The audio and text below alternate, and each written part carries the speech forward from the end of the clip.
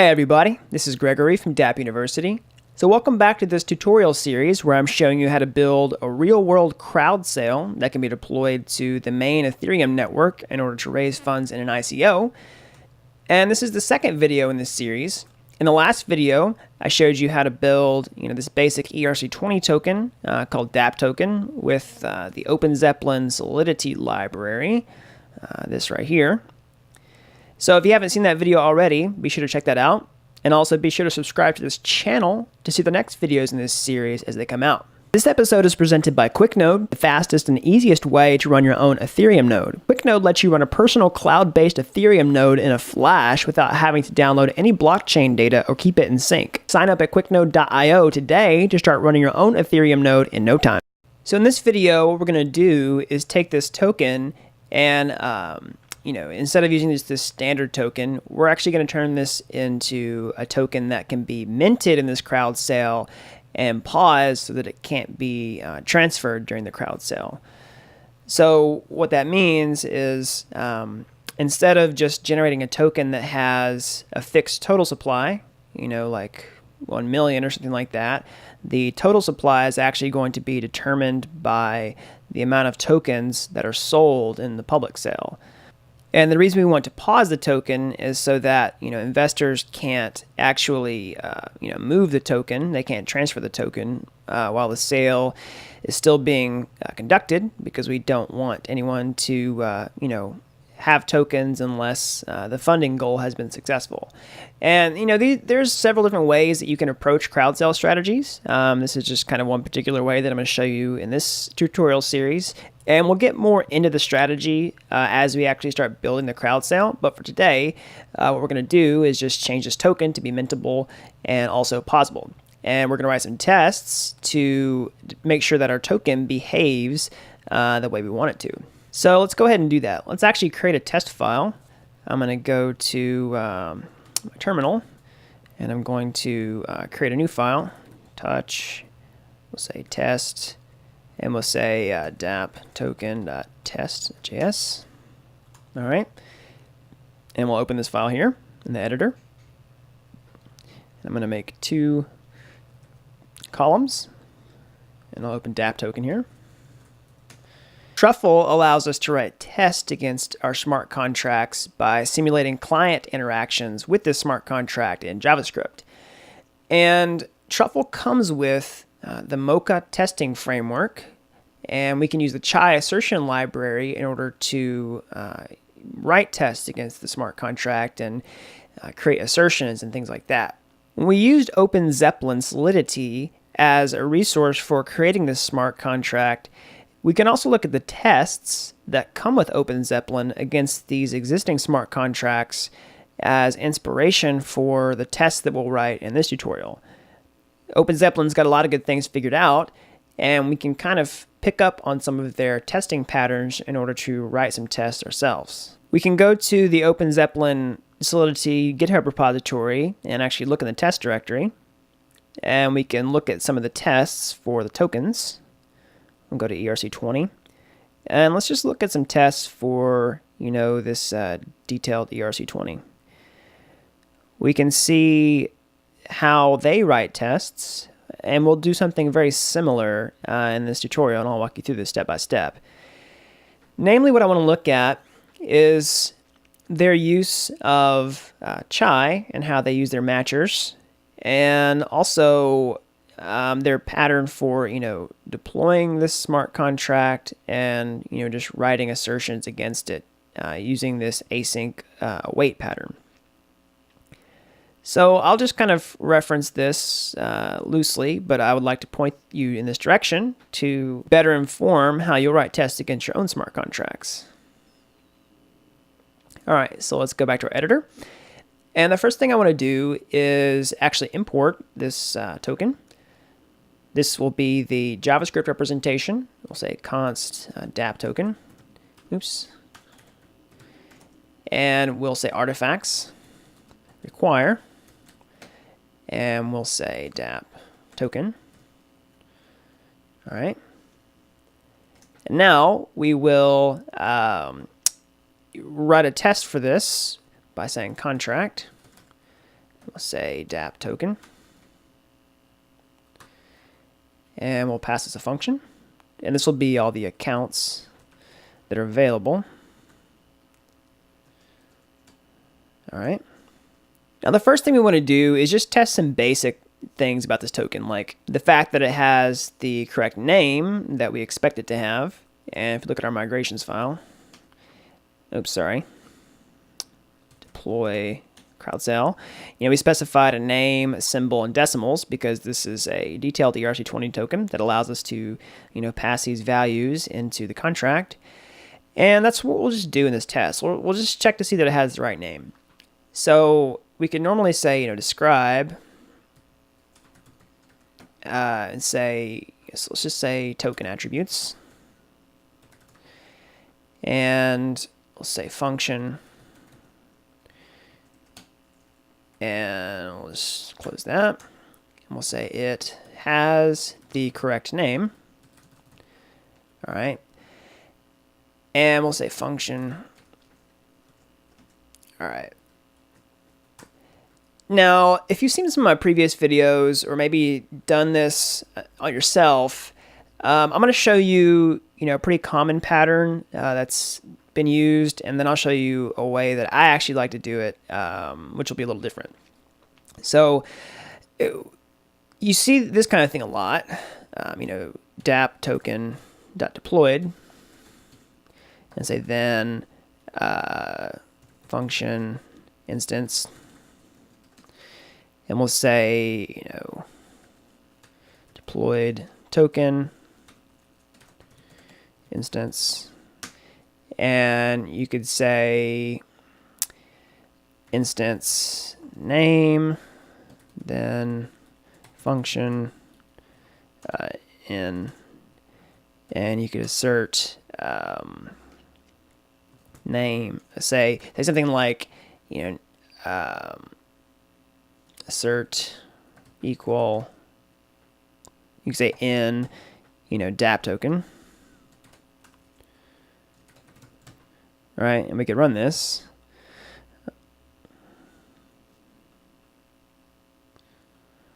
And say, truffle test. Actually, first we need to open Ganache CLI. This will start the blockchain. Say truffle test.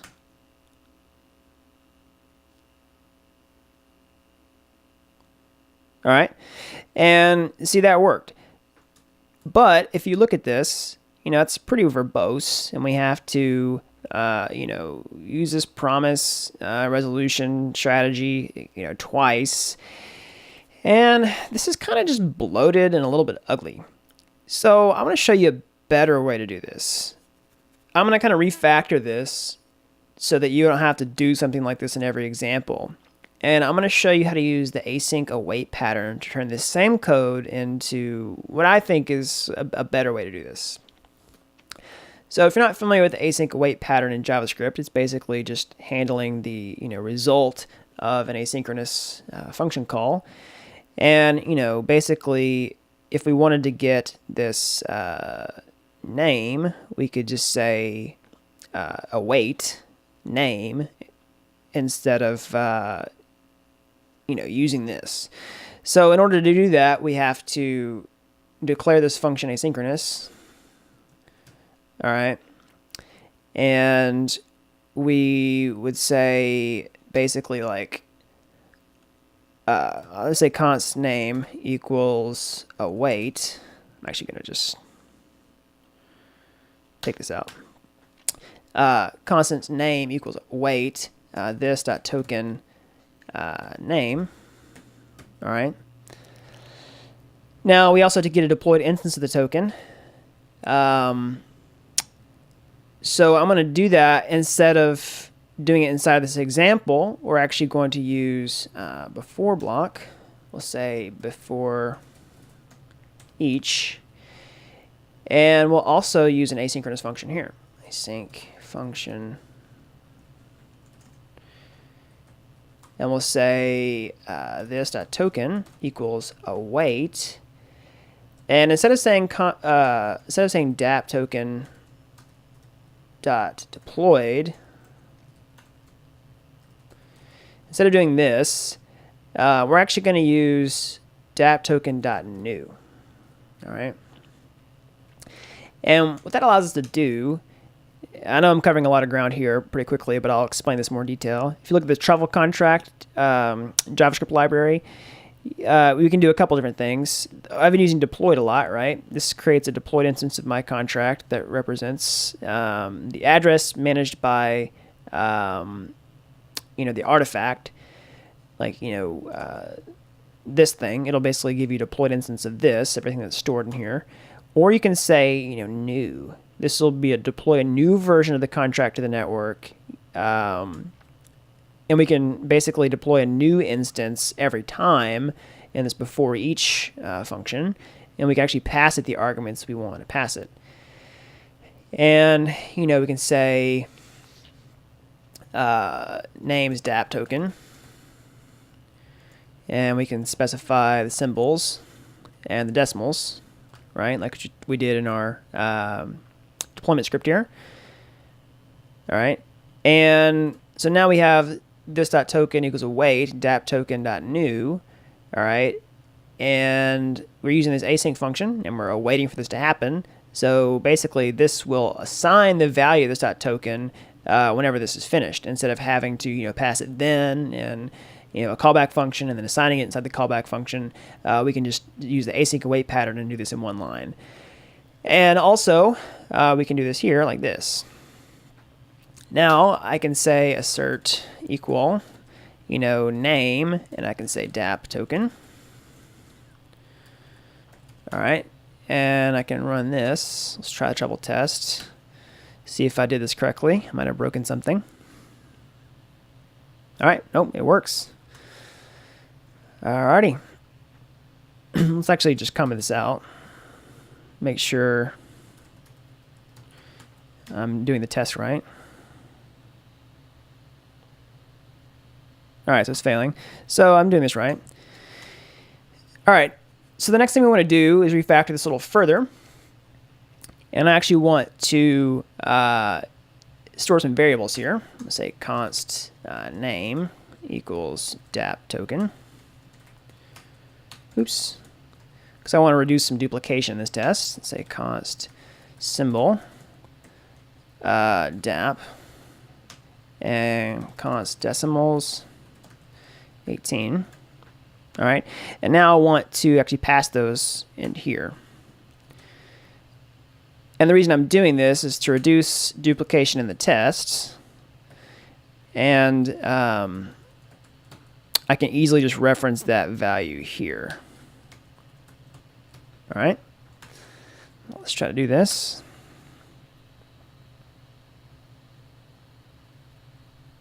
All right, it's passing. Okay, so that cleans up this test a little bit.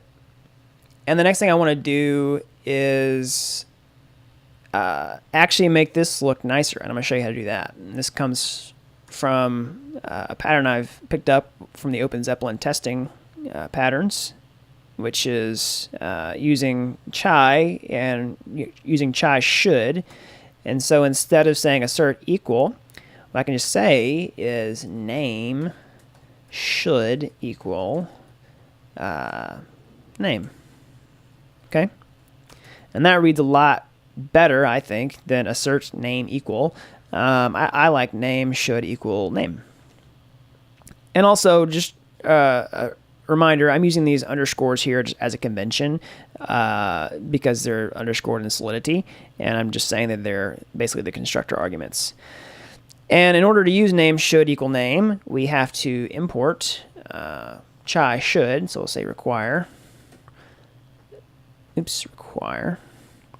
Say chai. And we'll say should. All right, let's try to run that. I'll bump this up so you guys can read it better. All right, and that's passing.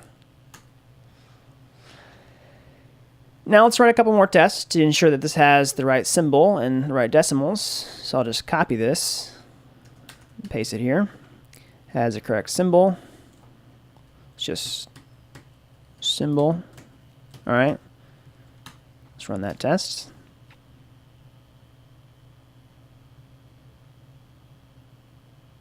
Oops.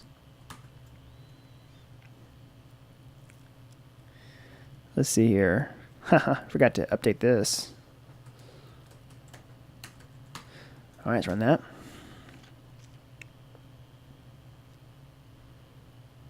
All right, that passes. Now the next thing we want to do is ensure that it has the correct decimals. And we can do that. Let's just change this.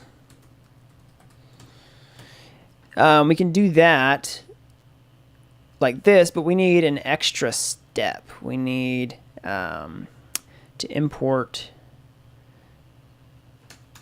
this. We'll say use require chai big number. And this is something we installed when we installed our Open Zeppelin dev dependencies for Node Package Manager. You can see chai big number listed here. And we're going to use this to compare the big numbers that are returned whenever we're getting big decimal values from Solidity. So what I'll do is say I'll also use const big number. I'll get this from the Web3 library. All right. And also, like I'm pulling some of these patterns from the Open Zeppelin testing patterns. I'm not just making this up myself. You can see they do the same thing. All right. And I'll also pass that in here. Oops. All right. So in order to compare this value, we'll say decimals should be big number equal to decimals. Well, I'll show you what it looks like with that at first. We'll just run this, let it fail. All right, you can say I expected this big number to equal 18, but that doesn't work, so we have to say decimals should be big number equal to that.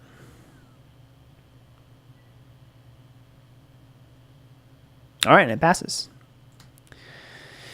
All right, so now that this works, we want to upgrade this token from being just a standard token to being a mintable token.